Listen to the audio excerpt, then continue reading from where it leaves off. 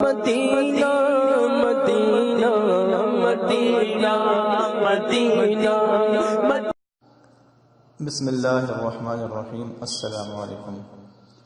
یہ واقعہ ہے مدینہ شریف کا کہ جب ایک عورت فوت ہو گئی تو غسل کے دوران مدینہ کی ایک عورت نے مردہ عورت کی ران پر ہاتھ رکھتے ہوئے یہ الفاظ کہے کہ اس عورت کے فلاں مرد کے ساتھ ناجائز تعلقات تھے۔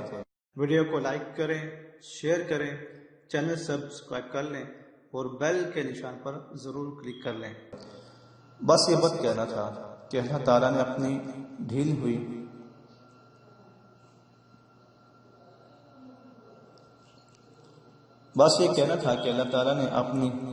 ڈھیل دی ہوئی رسی کھینچ دی۔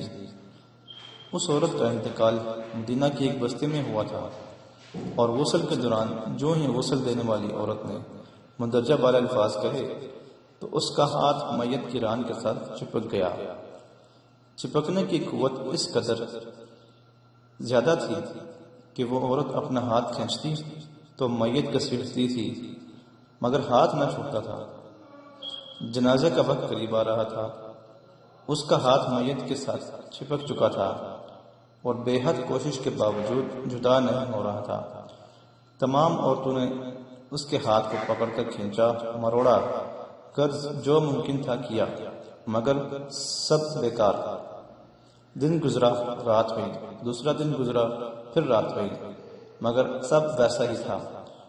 اب میت سے بدبو نہیں کر سکتے۔ بہرحال اس دور میں امام مالک رحمۃ اللہ علیہ قاضی تھے۔ بات امام مالک تک پہنچائی گئی کہ اس کیس کا فیصلہ کیا جائے۔ امام مالک اس گھر پہنچے اور صورتحال دیکھ کر غسال عورت سے سوال کیا کہ اے عورت بتا، کیا تم نے غسل کے دوران اس میت کے بارے میں کوئی بات کہی؟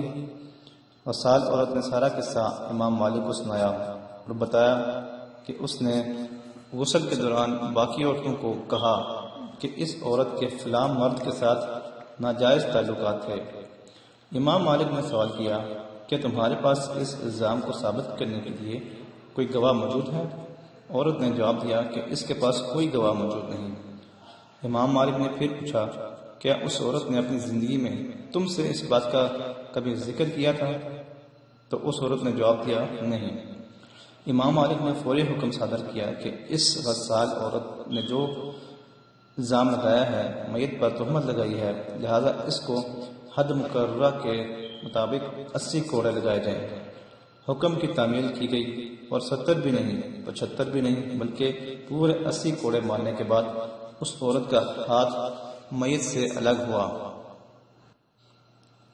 دوستو، آج ہم سوچیں کہ آج ہم تہمت لگاتے ذرا بھی نہیں سوچتے، ہم فوراً کسی عورت پر یا کسی پر بھی ہم جو ہے وہ تہمت لگا دیتے ہیں۔ آج ہم تہمت لگاتے وقت ذرا بھی نہیں سوچتے